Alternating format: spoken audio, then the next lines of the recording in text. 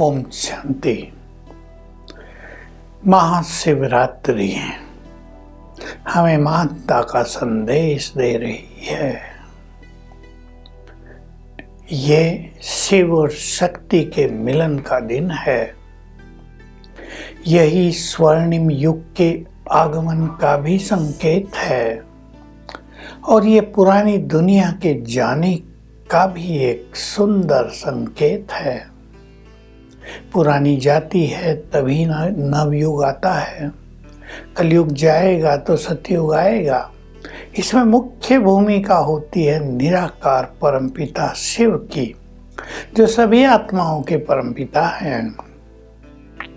किसी को उनसे जीवन मुक्ति मिलती है तो किसी को मुक्ति, और वे आकर सत्य ज्ञान देते हैं। मनुष्य को पतित से पावन बनाते हैं, मनुष्य का कल्याण करते हैं, उनके दुखों को समाप्त करते हैं, पुनः उनका भाग्य श्रेष्ठ बनाते हैं।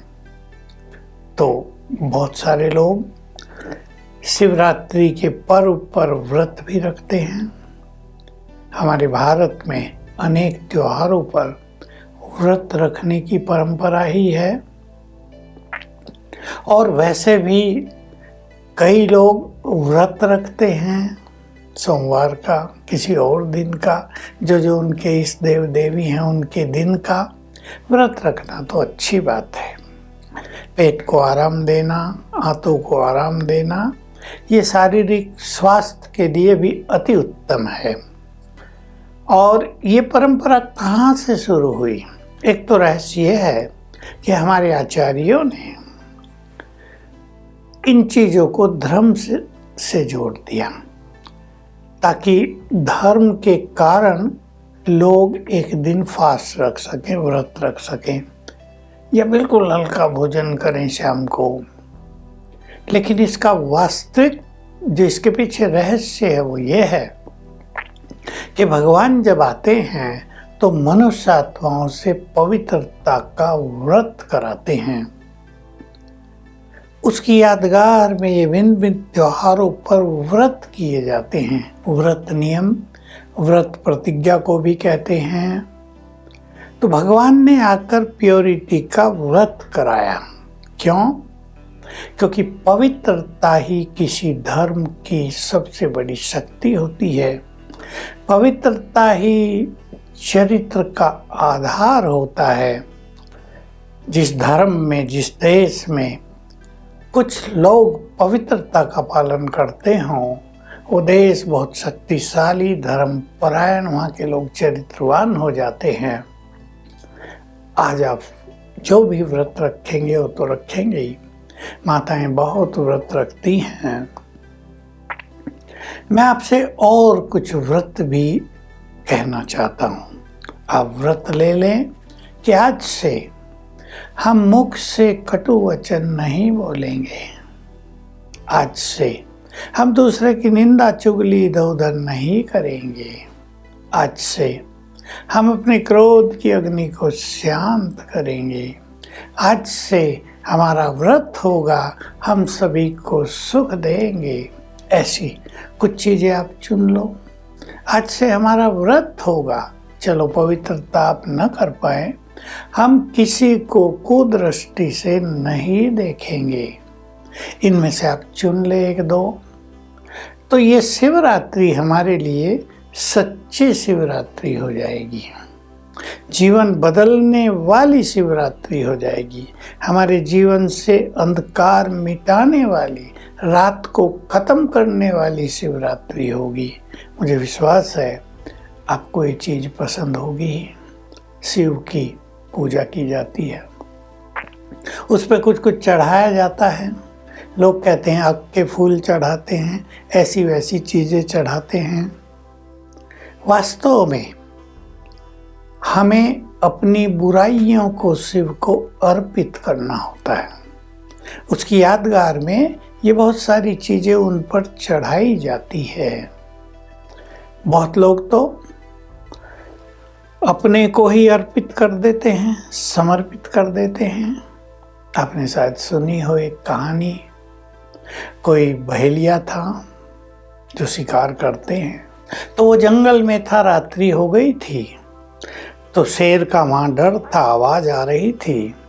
तो वो शिवलिंग के ऊपर चढ़कर ही पेड़ पर चढ़ गया और जागता रहा, क्योंकि डर था तो जागरण भी हो गया। और ऊपर से पत्ते तोड़ तोड़ कर नीचे गिराता रहा, वो शिवलिंग पे चढ़ते रहे। तो शिव ने इसको एक बहुत बड़े रूप से स्वीकार कर लिया कि ये तो मुझ पे पूरा ही चढ़ गया, माना बलिहार हो गया है। तो देखो, शिव भोलेनाथ है ना, इसीलिए उनको भोलेनाथ भी कहते हैं। तो उनको उस तरह का फल मिल गया। तो जागरण भी हो गया, पत्ते भी चढ़ गए और खुद भी चढ़ गए। तो ऐसी ही मान्यताओं के आधार पर शिवलिंग पर इस पर्व के दिन मनुष्य जागरण भी करते हैं, बेलपत्र भी चढ़ाते हैं। लेकिन अपनी कुछ बुराइयों को अर्पित कर देना, जो हम व्रत में बात कर रहे थे, आप में कोई बहुत बड़ी कमजोरी हो और इस बात को आगे बढ़ा लें, उसको शिव पर अर्पित करना, क्योंकि वे हैं हमारे परम पिता। और एक पिता ये नहीं चाहता कि उसके बच्चे बुरे संग में रहें, उसके बच्चे बुराइयों में डूबे रहें, उसके बच्चे दुखी रहें, परेशान रहें। क्योंकि मनुष्य के अगर कर्म अच्छे नहीं होते तो उसके फल के अनुसार उसको कष्ट मिलता है, दुख मिलता है। मनुष्य यदि व्यसनों में लगा रहता है तो उसको कष्ट होता है, ब्रेन वीक हो जाता है। तो हम आज कुछ चीज़ों की बलि चढ़ा दें। जब आप शिवलिंग पर कुछ चढ़ाने जाओ तो साथ में अपनी किसी कमजोरी की भी बलि चढ़ा देना, जिसको हमने व्रत से जोड़ा था। कोई भी मनोविकार, आपको व्यर्थ की इच्छाएं परेशान करती हैं, बलि चढ़ा देना। आपको ओवर थिंकिंग परेशान कर रही है, संकल्प कर लेना, हे शिव बाबा, ये ज़्यादा सोचने की मेरी आदत, मैं आप पे बलि चढ़ा रहा हूँ, आप प्रसन्न होकर मुझे इस बुराई से मुक्त कर दें।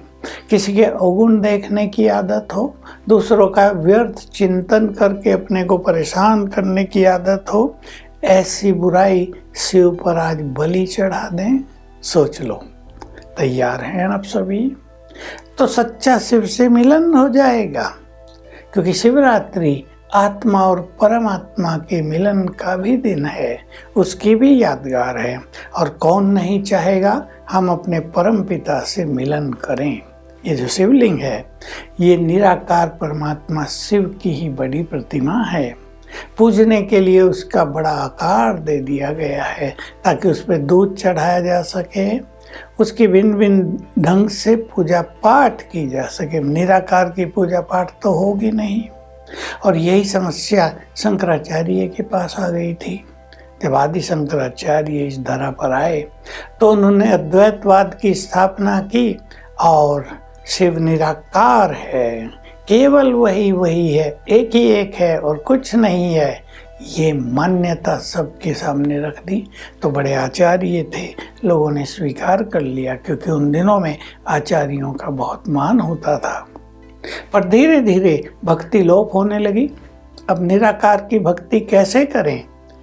तो उन्होंने ही शिवलिंग की प्रतिमा का सबसे पहले ये स्थापना की, बड़ा शिवलिंग बनाया और कहा यही शिव है, निराकार परमात्मा का स्वरूप है।